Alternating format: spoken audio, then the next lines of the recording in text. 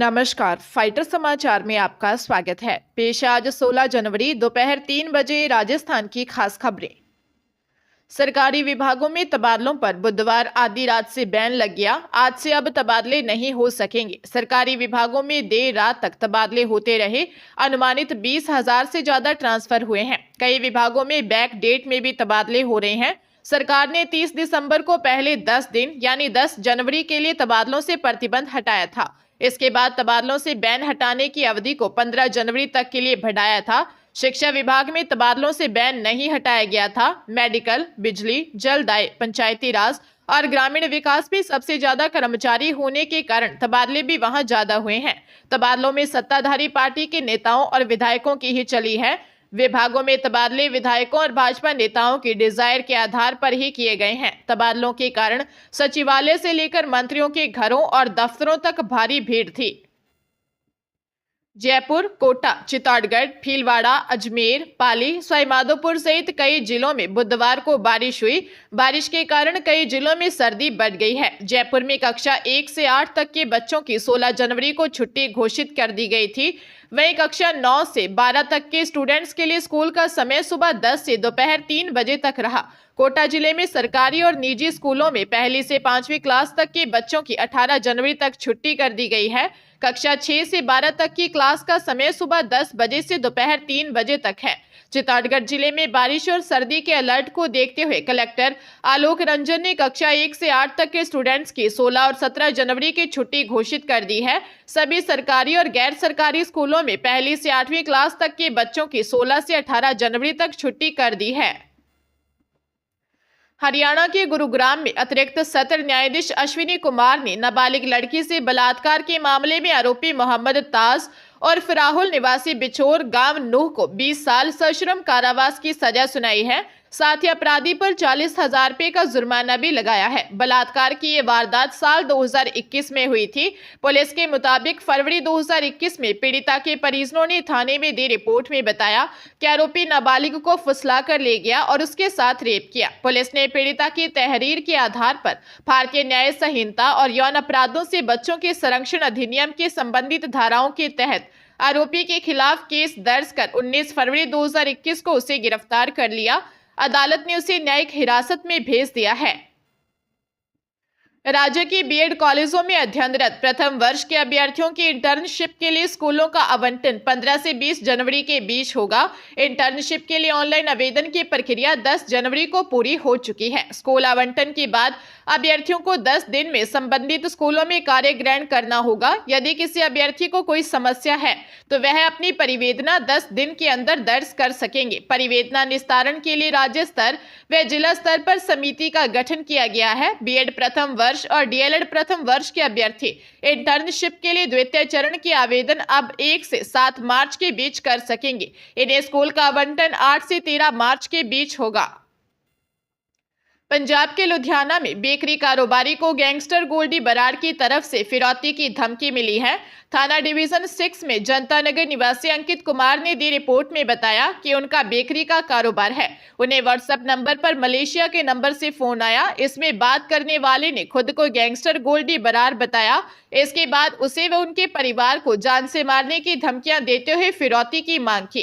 पीड़ित ने बताया कि गैंगस्टर की तरफ से उन्हें कुछ मैसेज भी भेजे गए हैं, लेकिन उन्होंने किसी मैसेज का जवाब नहीं दिया और न ही आरोपी से फिरौती के बारे में कोई बात की है। वहीं पुलिस ने मामला दर्ज कर जांच शुरू कर दी है। बूंदी में एक नाबालिग लड़की के साथ छेड़छाड़ के मामले में न्यायालय ने दोषी को कड़ी सजा सुनाई है। पोक्सो कोर्ट के न्यायाधीश दोषी को 3 साल के कठोर कारावास और 40,000 के जुर्माने की सजा सुनाई है।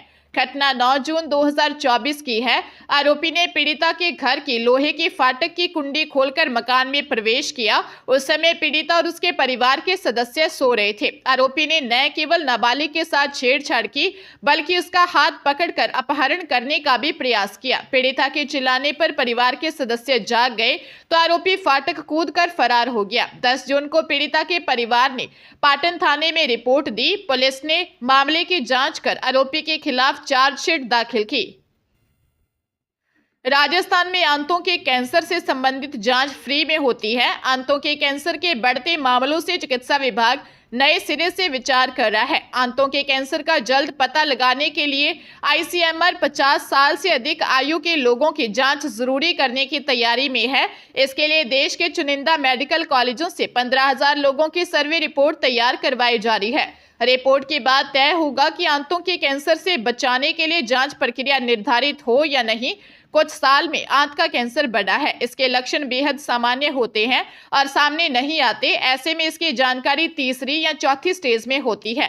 SMS, PGI Chandigarh, Delhi AIIMS, SGPI Lucknow, Bhubaneswar AIIMS, Kerala, Punjab, Bihar medical college से सर्वे कराकर जांच रिपोर्ट मांगी गई है। राजधानी जयपुर के चित्रकूट थाना इलाके में मसाज पार्लर की आड़ में ग्राहकों को ब्लैकमेल करने वाले मसाज पार्लर के 3 संचालकों को चित्रकूट पुलिस ने गिरफ्तार कर लिया है। गिरफ्तार आरोपी कृष्ण कुमार अवधपुरी कॉलोनी, विशाली नगर, अरशद अली दुर्रानी, राजौरी गार्डन, नई दिल्ली व कुलदीप सिंह किशनगढ़ अजमेर के रहने वाले हैं।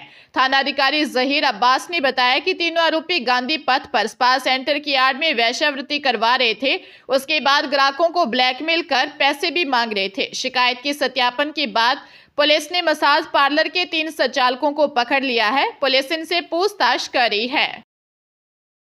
जोधपुर ग्रामीण पुलिस ने ऑपरेशन साइबर शील्ड के तहत कार्रवाई करते हुए साइबर फ्रॉड से जुड़े 28 मामलों में शामिल गैंग का खुलासा कर 4 शातिर बदमाशों को गिरफ्तार किया है। गिरोह के सदस्य श्रमिकों के खाते किराए पर लेकर सरगना को उपलब्ध करवाते थे। खातों में होने वाले ट्रांजैक्शन पर कमीशन लेकर एटीएम से नकदी निकालकर मास्टरमाइंड को भेज देते थे। एसपी राममूर्ति जोशी ने बताया कि पुलिस टीम ने साइबर फ्रॉड के मामलों में प्रयुक्त मोबाइल और बैंक खातों के आधार पर रियाज सेठा की निवासी 21 वर्षीय परवेज मेहर खान, 20 वर्षीय रामदेव चौकीदार, 24 वर्षीय प्रदीप जाट और पिपाड़ शहर के दिया शाह का तकिया निवासी 20 वर्षीय रमजान तेली को गिरफ्तार किया है। पुलिस ने पकड़े गए गिरोह से 5 मोबाइल, 3 चेकबुक्स, 1 एटीएम और 1 सिम कार्ड बरामद किया है। इनके मोबाइल में साइबर फ्रॉड से जुड़े लेन देन मिले हैं। श्रीगंगानगर से जयपुर जा रही ट्रेन में गहनों से भरा पर्स चोरी हो गया। अबोहर के सूरजनगरी निवासी गगनदीप सेठी अपनी पत्नी पूजा और बहन पूनम आहूजा के साथ जयपुर निवासी छोटी बहन नूरी चांदना को उसकी पहली लोड़ी देने जा रहे थे। परिवार श्रीगंगानगर से ट्रेन नंबर 22998 के एसी कोच में सवार हुआ था।